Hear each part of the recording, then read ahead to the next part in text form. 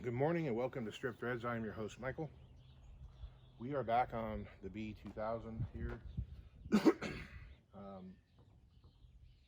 So when we left off, I had just gotten it to fire off. I just gotten it to run.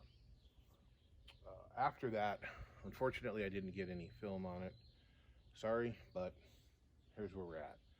I had it running. I let it run for about an hour, actually, until it ran out of gas in that little reservoir I have up there. It ran great. It would rev up. Everything was great. It's got a Wix filter on it. It has not blown up or blown out yet. I think we're okay. I think maybe the bypass in the pump got stuck. It could have just been a really crappy filter. I don't know. So what I have learned on this project, the accelerator pump is dead. Now whether that means the accelerator pump, a little cup on the end of the piston is bad and it's just not pushing any fuel, or maybe the channel that the fuel goes through to the squirter or the squirter itself are plugged up. It could be any one of those things, but regardless, we don't have an accelerator pump, and for driving it, it's not that big of a deal. It just creates a flat spot, which you can drive around it. You can live with it. However, the choke pull off doesn't work. You hook vacuum up to it and you get nothing.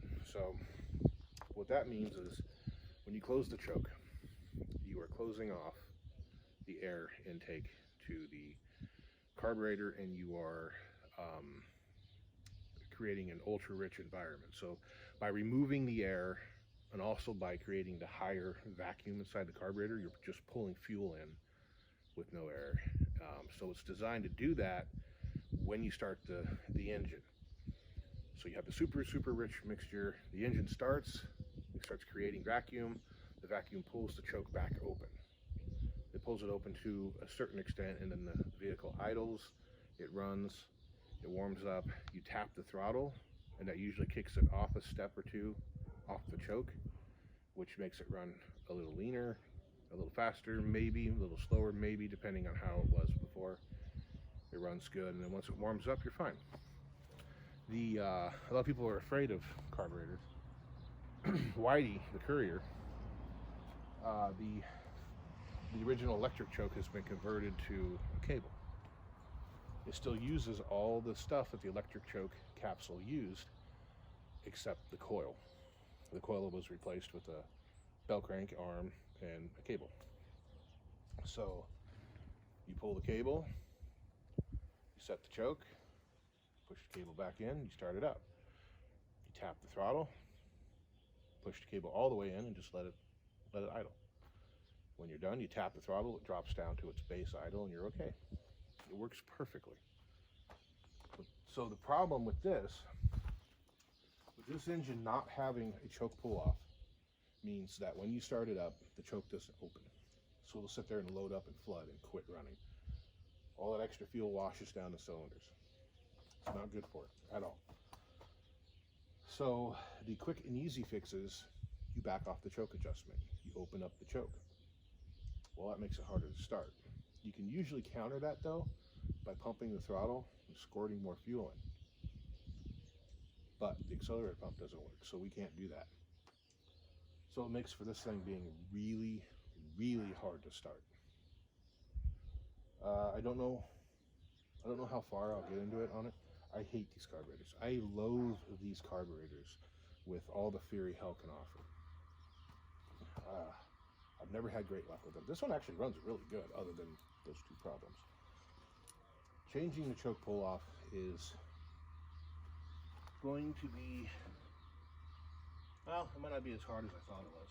Some of them, the vacuum capsule is welded to a plate, and so you can't actually change it. You have to change that whole part, and they're not available. So if you find a good used one, you have to disassemble the carburetor down to, pull butterfly plates off and pull shafts out and do all this stuff to get to it. This one looks like you can just thread it off, but I have to find another one. I don't think they're going to be available. I'll look into it though, because if I can get it, I'll get it. I don't want to have to rebuild this carburetor. I don't want to mess with this carburetor. I've got Weber adapters. I may have a Weber carburetor to put on. One of my co-workers at work actually just bought a Redline Weber conversion kit for an RX-7, but it doesn't fit at all. Of course not. They don't make one for an RX-7 that uses a progressive 2-barrel. It's not a big enough carburetor. But turns out it's for a Mazda B2000 2200 generation after this. So a lot of the parts won't actually fit. I don't think the base adapter will fit, but I've got one. But you know, he paid $400 for it, and it's not worth $400 to me. I might pay $200 for it though. I don't know. So today, what we have to do, there are a lot of electrical problems with this car. You saw before in the video, the ground wire for the headlights has been chewed through. That's got to be fixed. The fuse block, the little terminals that the glass fuse sits in, for whatever reason, they break off. And then the fuse doesn't make contact. It's screwed up. And that's what's going on with this one. So I have bought some universal fuse holders that take an ATO fuse, and we're going to have to wire them in. You've got, I think, 4 circuits on this. You've got battery, you've got lights, you've got ignition 1 and ignition 2. Yeah. And so, like, battery I think has 2 or 3, so you got 1 wire coming in straight off the battery, and then you have 2 or 3 wires that goes to whatever circuit. You've got ignition 1, which goes to like the wipers, the heater,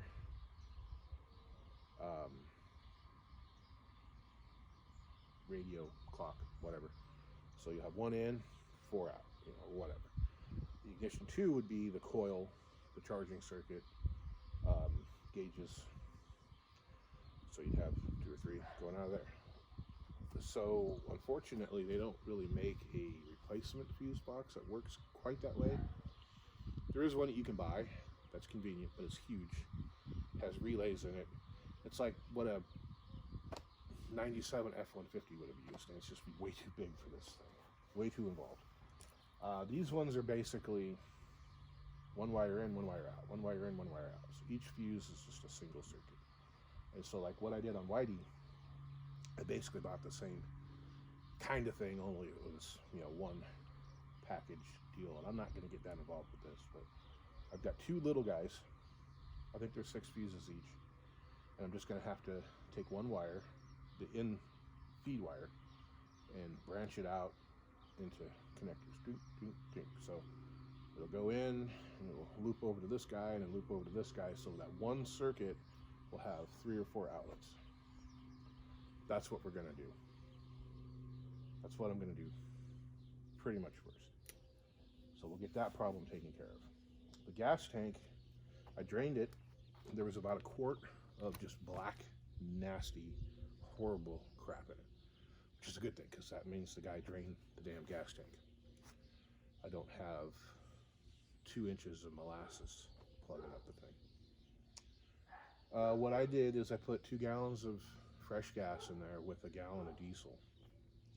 Sloshed it around as much as I could. It'd be great if I could go out and drive it, you know, but it's been in there for a month. We're going to drain that back out, and I've got 5 gallons of gas to put in there. We need to look into the fuel pump and see whether or not it's dead. I've got a new fuel filter for it. I don't think I bought any fuel hose, but I might have some here. Take care of that, take care of that, take care of the wiring. I think that is mostly all there is to do, and then this thing should be able to be driven. We'll go drive it around town. You guys will be along for the ride. Once that's okay, and once I know this thing's going to run and drive, we will take care of some of the tires. I've got these 2 snow tires up front. They're not the right aspect ratio. I think they're a 60. They're supposed to be a 75. So they look goofy, but they're good tires. I'm not buying tires for this. The spare tire looks to be in good enough shape to hold up for everything I want to do, but the other tire is coming apart. So I'll have to buy at least one tire in that size to drive it. Or I've got 2 more of these snow tires on Volvo wheels. I can go and have them switched around, and then I'll have 4 tires that are the wrong size. And I might do that. I don't know. Probably costs less just to buy a tire. But, you know, that's to say that everything on this truck is working and running right. It's tagged. I got tags for it. Then I'll start driving it. I'll drive it to work and back, fix all the bugs and whatever, make sure that the engine's 100% perfect. Once that's done, then yank the engine out of it. Engine, transmission, and drive shaft, actually. If the U-joints are good on that drive shaft, it'll go into whitey. Because I put new U-joints in whitey, but I think it needs to be balanced. It's got a vibration about 65 miles an hour, which is the speed limit here, so that kind of sucks. So the engine will get pulled. I'll swap the intake manifold because mine's been modified. The exhaust manifold and pipe will stay here because it looks to me like that thing is going to break off if I try to unbolt it. So we'll just leave it all intact, unbolt it from the head. So we'll swap the intake manifold onto my old engine, drop it in here. I'll probably use this distributor as well because, you know, everything on this engine's got 75,000 miles on it. Mine, the distributor leaks a little oil. This one's dry. So we'll probably do that. But yeah, we'll leave this truck's alternator in there. We'll leave this truck's AC compressor, which I think is frozen up, in there. And then it'll be up for sale. Somebody wants a really nice, pretty much rust-free truck. You know, you want to drop a V8 in it, whatever. You know, you're not going to find one. It'd be hard to find one as straight as this. I mean, you got a few little dings that I pointed out before. Rust-wise, you got almost nothing. A little bit in the bed. Of course, if you're going to C-notch it anyway, you're going to cut that section of the fender wells out anyway. You know, as long as it doesn't overheat or do anything weird like that. I mean, hell, you can drive it with Whitey's engine. You just have to flush the cooling system every couple thousand miles. But anyway, enough talk. We're going to get started. And I'll be back with you guys when I get something done.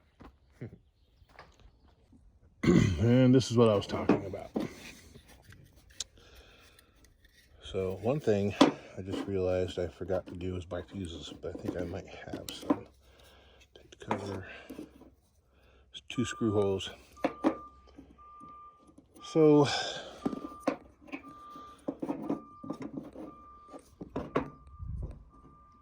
prop that up. Okay, so you've got those 2 prongs there. That's where the fuse sits. You got one in, one out.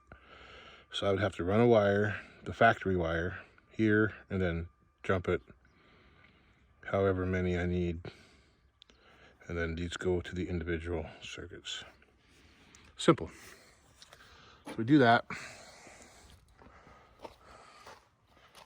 And we replace this POS. A couple of those. As you can see, like that one there is broken. Some of these are really, really loose because they're about to break.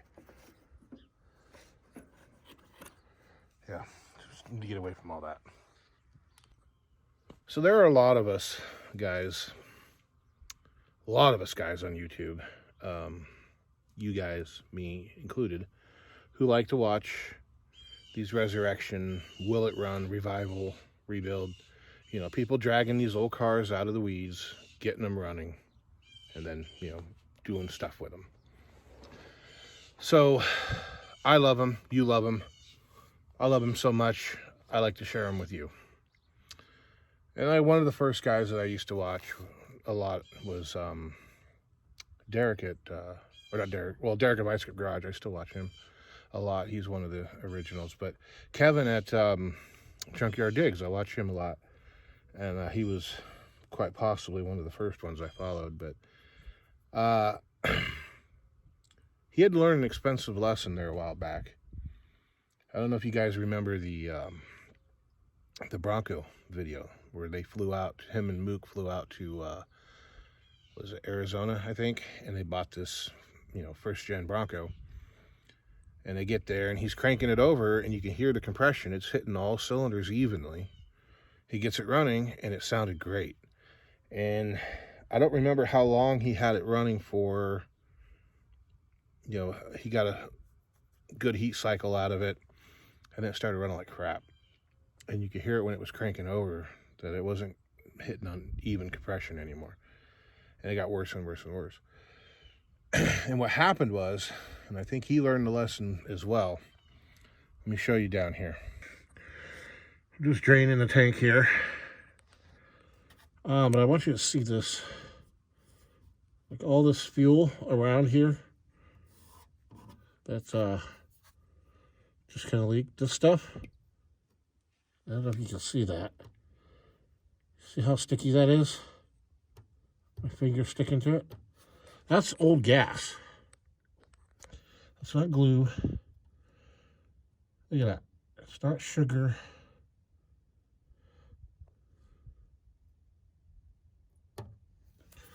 You see how sticky, how hard and sticky that is?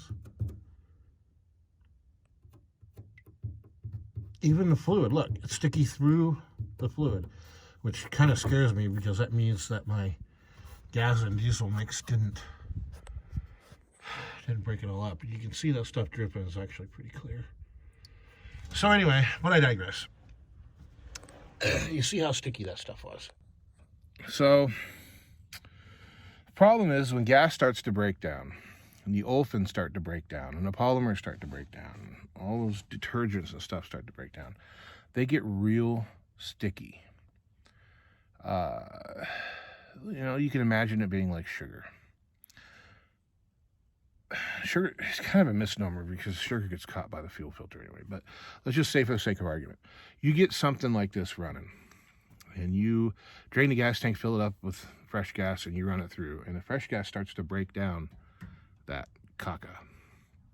Goes into the fuel system, into the carburetor, gets burnt by the engine, it gets heated up, and it becomes fluid again. It's not really so sticky, but then when it cools off, it turns into that. Sticks on your valve stems. And so it seizes the valve stems up, and then when you go to start it up, pistons hit the valves, bend them, whatever. Worst case scenario, it just runs like crap because the valves are stuck open. And Kevin learned a really expensive lesson in that with that Bronco, because that thing sounded great when he first got it running. I mean, he could have drove it across the country, but he tried running it through that nasty tank of gas, and that's what happened. A friend of mine had an 84 Starlet 4KE, same problem. He kept bending valves, and when he finally figured it out, you know, by then he'd already rebuilt the head 3 times, and it completely destroyed the fuel injection system, fuel injectors, you know, the fuel injection system, running all that nasty gas through that nasty tank. Hopefully I don't have any problems with this one. I'm going to run some Marvel and some Seafoam in the gas as well, but we'll see what happens. But for the sake of all this, if you guys are doing this project, you know, you pull a car out of the weeds and you want to go get it running, make sure before you crank it over at all that you cut the fuel line. I mean, the best place, I mean, cut it before it goes into the pump anyway, regardless, but take it off at the the carburetor as well, and put it into a jar or something, because you don't want any of that old gas getting into your system.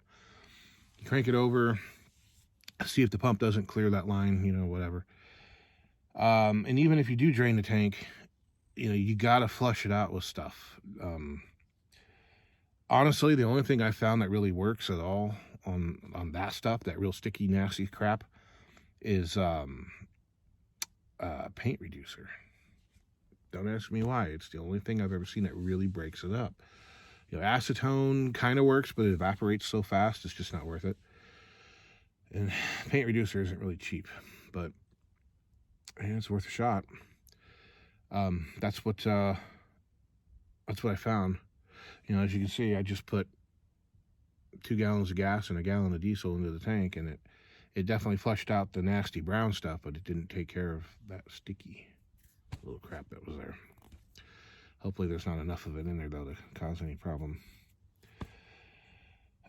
Seafoam, I think, will actually break it up too, but I don't know how much of it you'd have to use. But seriously, don't run anything through that old nasty Aztec gas tank until it's been flushed. Otherwise, you're going to end up like Kevin, my buddy, all those problems. This has been your public service announcement for today. Okay, so it looks like Mazda did a pretty good job of kind of detailing this. So here you have the fuse box cover. It tells you what the fuses do. But if you look, it gives you the circuit: battery circuit, ignition circuit, accessory circuit, battery circuit. So you look on the back here, these big white wires with the red that come straight off the battery, the fuse link. So you've got two of those. You got this guy here, it's ignition circuit, or I think the blue one is the ignition circuit. I don't remember. No, this is ignition. This is ignition. This is accessory. So ignition 1, ignition 2, and these are all the wires come off it. And I have no idea what the hell this guy does. But this is part of the harness that's all chewed up. The only thing I do see, this goes to the AC compressor. Everything else, I have no idea. I'll have to figure that out. But anyway, so that's what I gotta do. I have to cut this and then bridge off of it. So as you can see, this guy has 2 circuits. This guy has 3. See the rivets from the fuse box. That one has 1, and this one, has 3. So 3, 6, 8, 9, and we have 10. So we ought to be good. Alrighty. Okay, we got her did. Let's take a look. It's definitely not the prettiest looking thing out there, but whatever. We have a couple spare slots here. I will leave one of these terminals on either one, that way I can tie into it. These little fuse boxes are actually made to clip together in line. So there we are. Now, let's see if we can let some smoke out. No sparks, it's good. Hope the battery's not dead.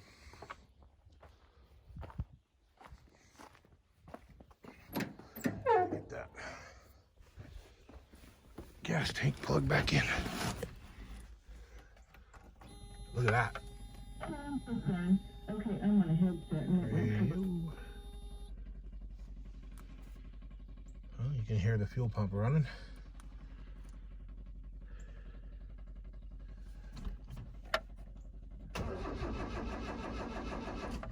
Cranks over well.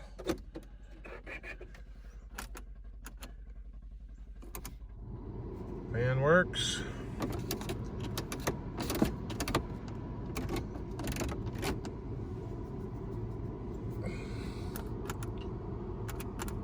You see light doesn't come on, that's all right.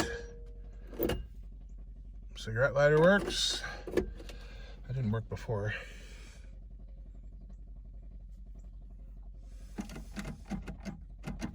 Got the wipers. Okay, oh, nope, there they go. We got wipers, okay.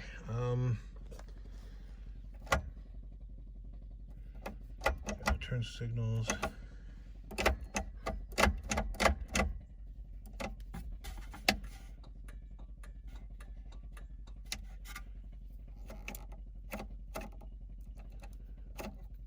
That's interesting. We're definitely gonna have to fix that ground. So I still gotta take care of that. Yeah, I think we have gone somewhere. Now you can see this thing's crumbling. These always fail. Not just the lens, but the whole unit. So I really don't want to screw with it too much because it's just gonna fall apart. The switches are stuck. Okay, it's lunchtime. And go get something to eat. when I get back, we got to replace that ground wire for the headlights. Kind of go over everything, see what else needs to be done. Need to put the plug back in the gas tank, need to put the fuel filter on, but before I do that, I need to blow out the fuel line. Try to figure out what that bundle of wires was. It was all chewed up. My Courier has an 84 wiring harness in it. It doesn't have that bundle. I've got an 82 wiring harness in the shed. It doesn't have that bundle. I don't know what that's for. Try to figure it out. Alrighty, we'll be back in a bit. Okay. So, got the fuel tank flushed out. Got the plug back in. Got the wiring done. Got the ground wire done. Still don't have low beams, but I've got everything else. The fuel line, the steel line where it goes into the tank, was plugged. So ran some air in that, blew it all out, finally got it cleared. I flushed out the hose and I filled it back up with brake clean. I want you to see the nasty crap that comes out of it.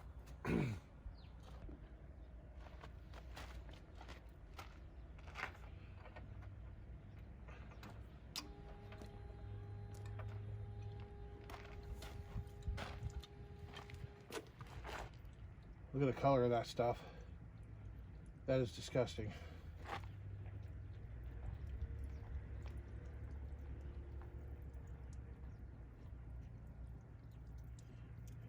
Now you see it looks pretty good. Although the flow isn't very great.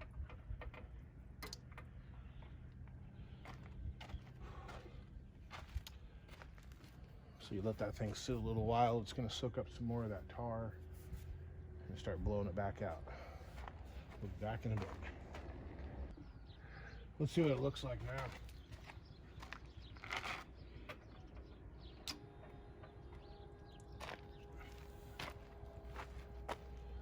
Still looks pretty clear. By Jove, I think we got it. Okay. I have got the fuel line hooked up to the carburetor. We are going to fire it off, see what happens.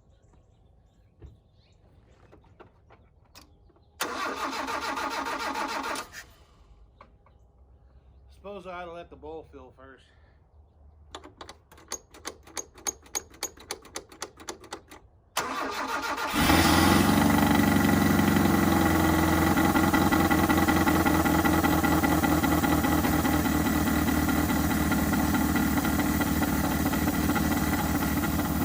Notice how it's chugging? That's that choke pull off.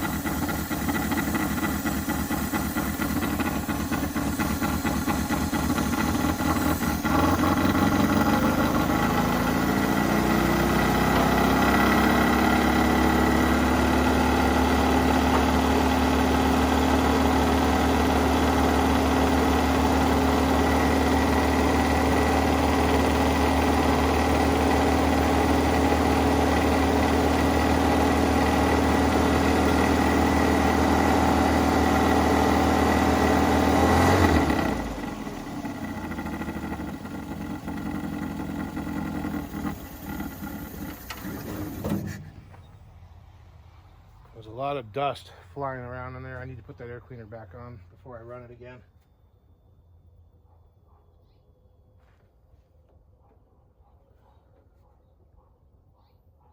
So far so good. It's pulling fuel from the tank. It's filling the bowl. It does smell a little nasty, but hopefully that won't stick around. Okay, we're gonna put the air cleaner back on it, run it again. It is purring like a kid. Okay. Got no gauges, got no low beams. Everything else seems to work. I've even got dash lights.